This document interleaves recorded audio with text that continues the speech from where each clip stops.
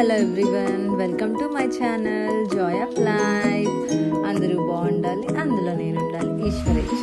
చాలా ఈజీగా టేస్టీగా ఉండే కాజు బిర్యానీ చూపిస్తున్నాను ఇవాళ.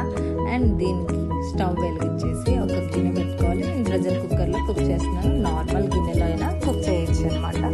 దీనిలో ఒక 2 టీ స్పూన్స్ నెయ్యి తీసుకొని 10 నుంచి 15 జీడిపప్పుల్ని లో ఫ్లేమ్లో పెట్టి వేయించుకోవాలి. మీ ఫ్లేమ్ పెంచితే జీడిపప్పు మనకి ఊరికనే మాడిపోయిద్ది అనమాట. సో లో ఫ్లేమ్లో పెట్టి కాజు మనకి రెడ్డిష్ వచ్చేదాకా వేయించుకోవాలి.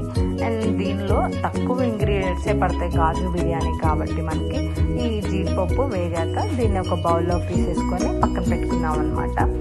అండ్ తర్వాత దీనికోసం ముందుగా ఉల్లిపాయ పచ్చిమిరకాయ మాత్రం కట్ చేసి పెట్టుకుంటే చాలు, ఇంకేమీ కట్ చేయక్కర్లేదు.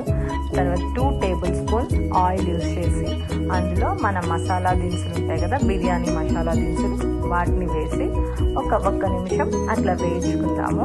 కాజుతో ఏది చేసినా చాలా చాలా బాగుంటుంది కదా. కాజు మనం స్వీట్స్లో కంపల్సరీ వాడతాం. ఏ స్వీట్ చేసినా కాజు ఉండాలనుకుంటాం అందులో.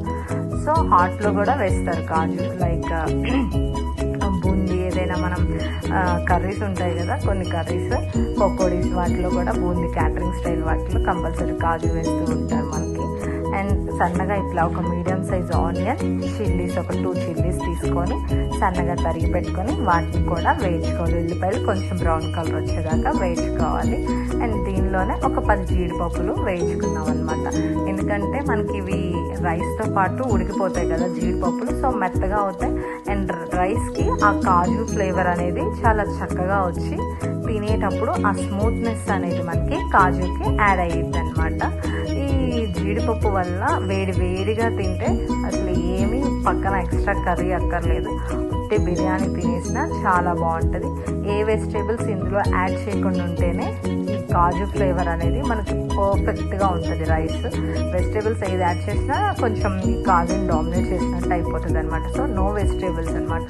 జీడిపప్పు బిర్యానీ కాబట్టి ఇందులో జీడిపప్పు ఉంటేనే చాలా, ఇంకేం అక్కర్లేదు.